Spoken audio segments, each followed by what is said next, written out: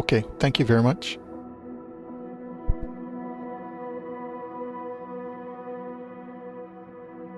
Thank you very much again.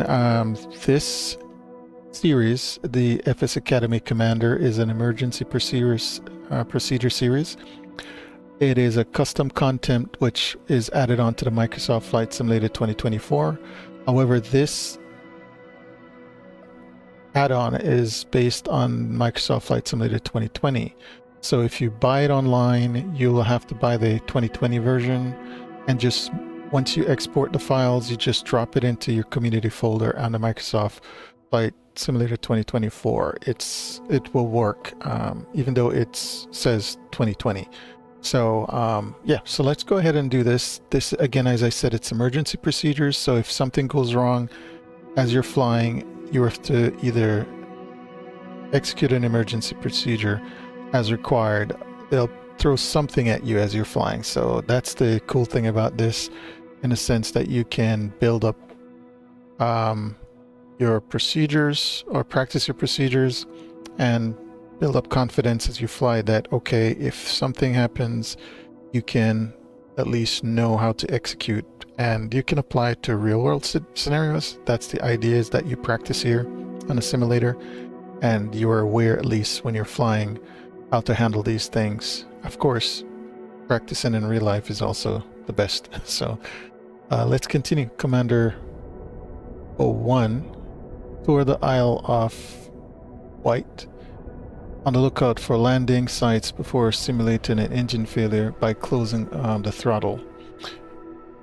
Hit your high and low keys before pulling up. Climbing away. Continue or a lap of the island. You may need to use this for real soon. Okay. So yeah, I'm gonna look at the document real quick. There should be a manual. I just want to have that up as I'm about to start this. So bear with me for a minute and I will go ahead and continue.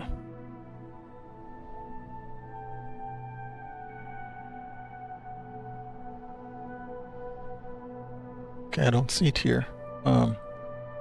Let's look to make sure.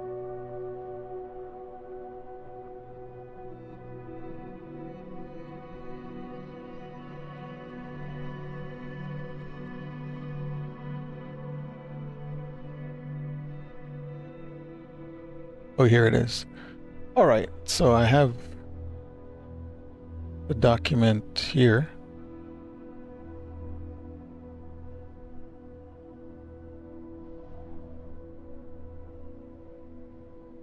So let's go ahead and start.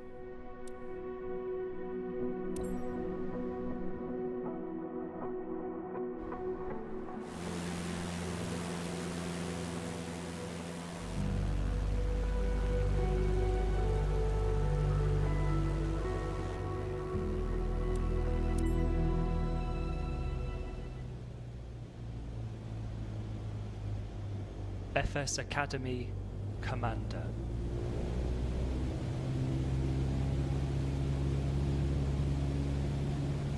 From single-engine piston to stratosphere cruising airliner, the Commander must be ready for any eventuality. The pilot in command, PIC, must possess the skill and knowledge to stay calm under pressure, bringing their aircraft home safe, aimed to keep us at 2,500 feet. The pilot in command, PIC, must possess the skill and knowledge to stay calm under pressure, bringing their aircraft home safe even in the face of adversity. Commander is here to give you the tools that will allow you to take charge of any situation and deal with challenging scenarios with a structured approach. This is no small task, but I'm here by your side every step of the way as your onboard instructor. Lesson steps are shown on screen in the objectives panel, which should be displayed throughout your training. For the best experience, be sure to download the manual from fsacademy.co.uk which digs deeper into the theory behind each scenario. For this first lesson, the manual contains a diagram of the forced landing procedure to make it easier to visualize in flight. We'll start small and build you up to more challenging and complex scenarios, beginning here in our Cessna 152 above the Isle of Wight in the United Kingdom. Maintain 2,500 feet following the coastline towards Cowes and we'll get started. When operating a single-engine aeroplane, an important but overlooked factor is to take note of potential safe landing sites around you in case we need to land immediately due to an engine malfunction. On our way to Cowes, take a look out to your left and see if you can pick out any fields that would be suitable for an emergency landing. Okay.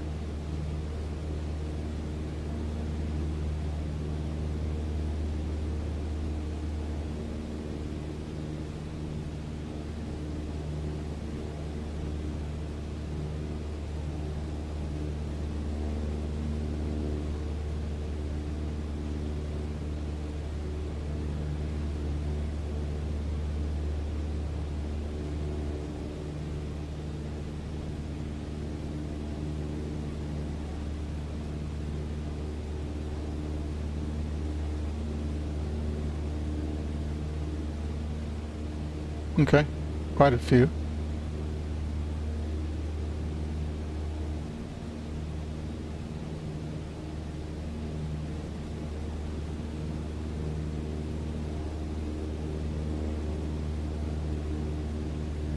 So objective is to look, which is always the case. As you're flying, make sure that, okay, I'm too high also.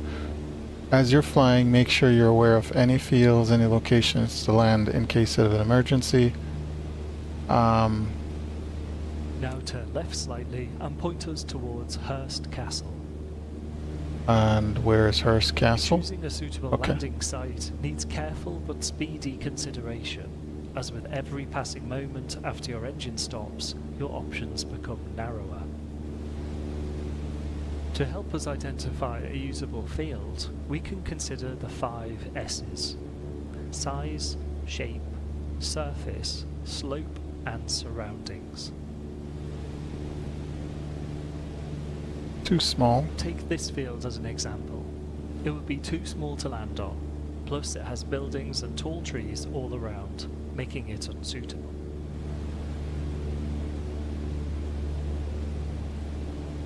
All right.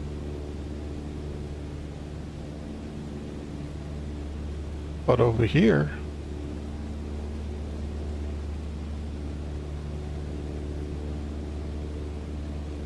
but I see another one. Take this darker looking field over to our left as another example. Which field is that? This field is filled with solar panels. Take note of its appearance, as this would be a poor choice as a aim to keep us at 2,500 feet. This field is filled with solar panels. Take note of its appearance, as this would be a poor choice as a landing site. Okay. A field with a steep downhill slope would increase our stopping distance considerably, whilst an upslope would aid our deceleration at the expense of a more difficult touchdown. Additional landing distance will also be required in wet conditions. A wet grass surface has similar braking properties to snow, so this must also be taken into account along with rough ground such as ploughed fields. Adriano, thank you for your communication, but this can work I don't understand. Quiet stretches of multi-lane highway, as you. found in many rural areas of the United States. However, as you can see, in much of Europe and the UK, you are unlikely to find such clear roadways, and attempting a landing here would be unwise. Vehicles, bridges, lighting and signage all pose significant obstacles, making roads an unlikely best course of action. Sports fields and public parks are also to be avoided in order to avoid putting people on the ground into harm's way. In summary, we want the largest and emptiest field available, with no tall obstacles near the touchdown point. I think I missed his last instruction. Along with landing sites, we should be armed with a few important pieces of information so that we can tip the odds in our favour. We want to know which airspeed to target in order to achieve the best gliding distance. For the 152, the Pilot's Operating Handbook, POH, states that this is 60 knots. Alright, 60 knots. We want to have a rough idea of the elevation of the ground below us so that we can approximate our height, an important consideration for planning our landing.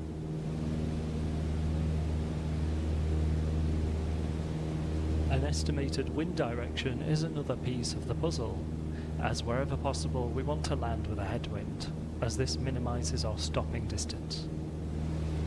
From the forecast we know that the wind is only around 5 knots from the east.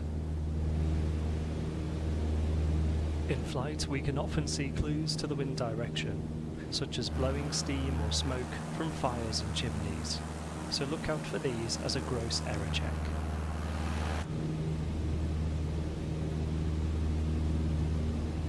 Good example? Let's see what a good example is. Really? Alright. Like a lot of vegetation over there to me, I don't know.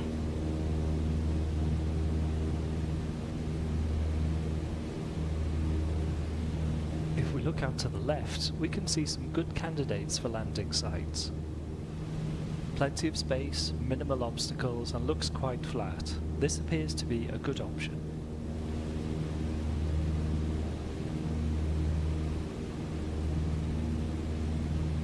Hello, Arazia. Oh, Arayariz.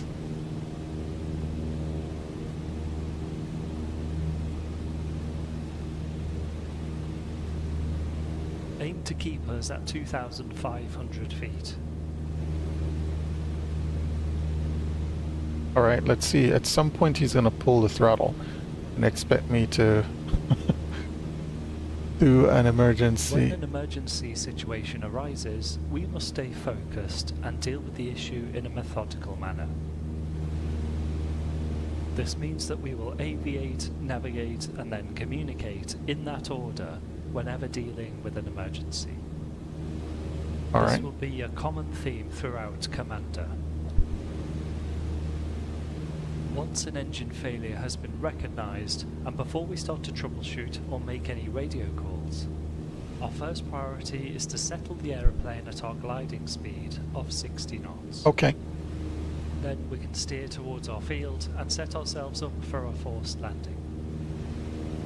As we head towards Hurst Castle, stay on the lookout for potential landing sites to get in the habit of doing this regularly.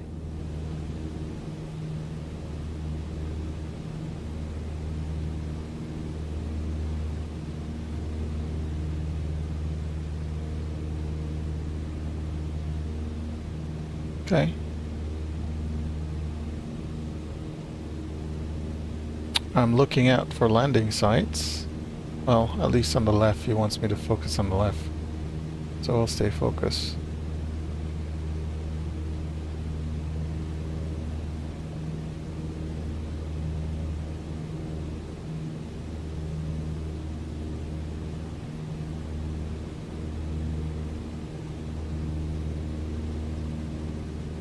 Now let's make a left turn towards the Needles and we'll discuss the forced landing procedure.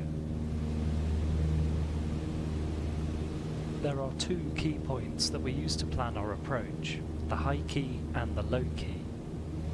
The high key is equivalent to the downwind leg of a normal circuit, where we want to pass alongside our touchdown point at 1,000 feet above ground level, AGL. The low key is at 500 feet AGL and is where we make our final turn towards the landing field. In this area we have a typical elevation of around Okay. 200 feet, so we will add this to these figures, making them an indicated altitude of 1,200 feet and 700 feet respectively. We aim to fly our approach to a field in a similar way to a normal airfield circuit, as Okay. this will help us to judge our descent more easily, and it gives us an opportunity to visually inspect the field before we commit to it.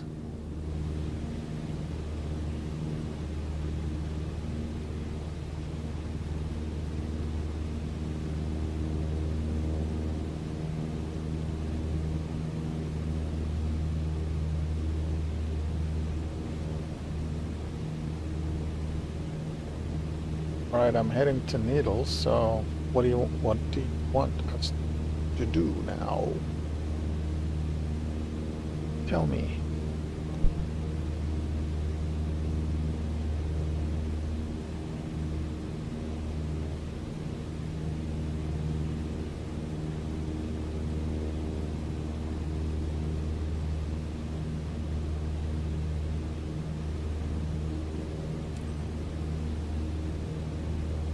Now please make a left turn to follow the coast eastbound, aiming for Freshwater Bay.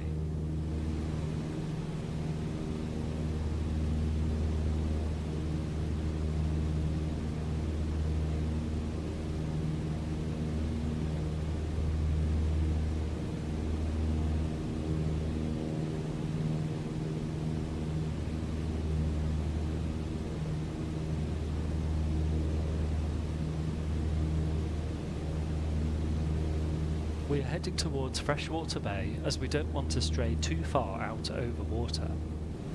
We need to always remain within gliding distance of a landing site, and these cliffs to our left pose an obstacle, meaning we need to remain tight in to the coast in order to be able to glide over them.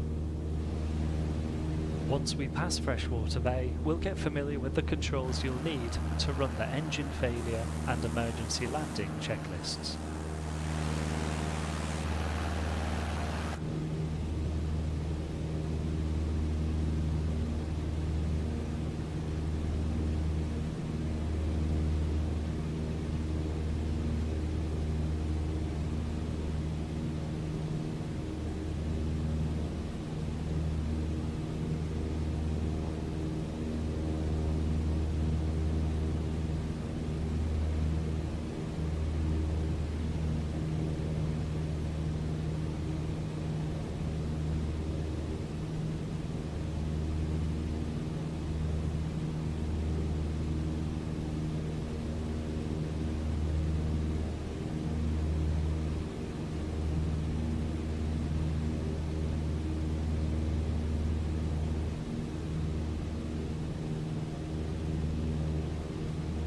Keep tracking the coastline to the right towards the lighthouse at St. Catherine's Point.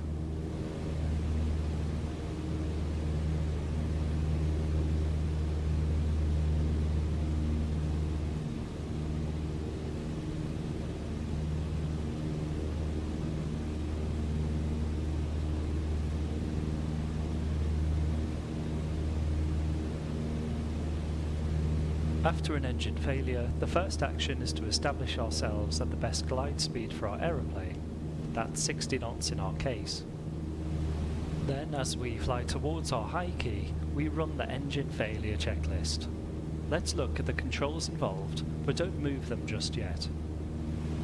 Some of these are switches located behind the yoke, so please click on the yoke click spot at its base to hide it now.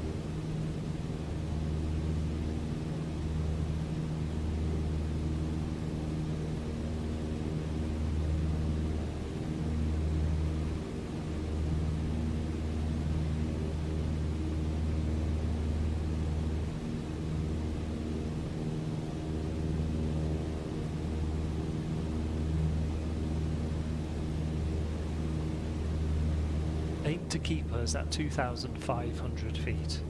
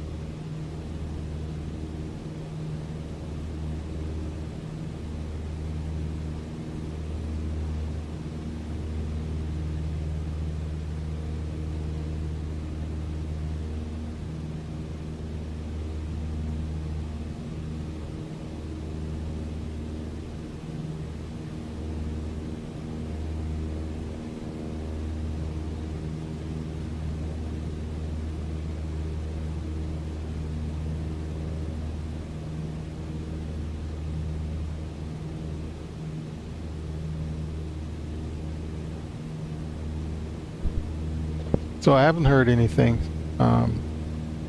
so I don't know what to do. This has become pretty boring.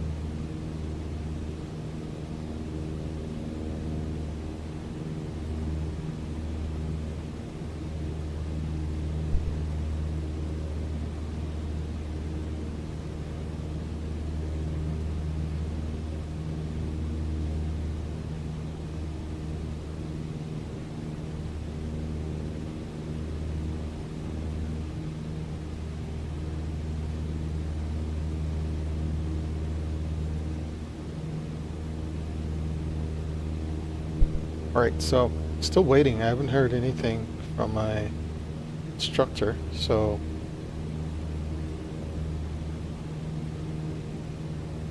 this is pretty boring right here. If a minute doesn't give me any instructions, then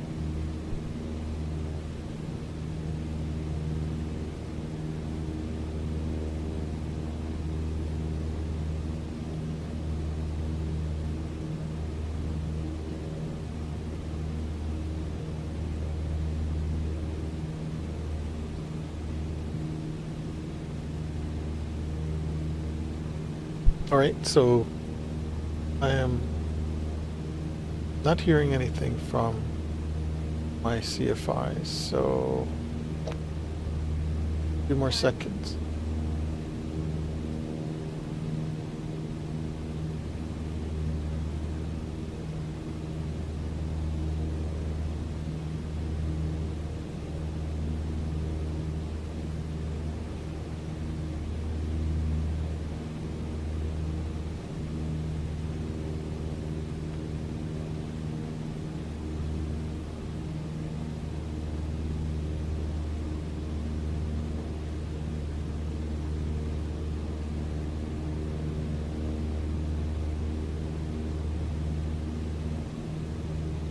Alright.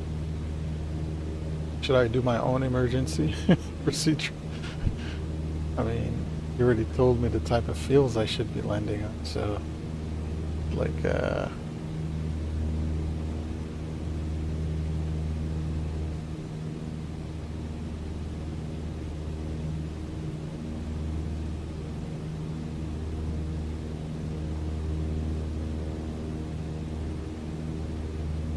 All right. Thank you very much for your time. I don't know what's going on. I'll just have to resume this another time. I'm gonna end this. There are no more instructions from this. I don't know if there's a glitch in this. I'll just retry it another time.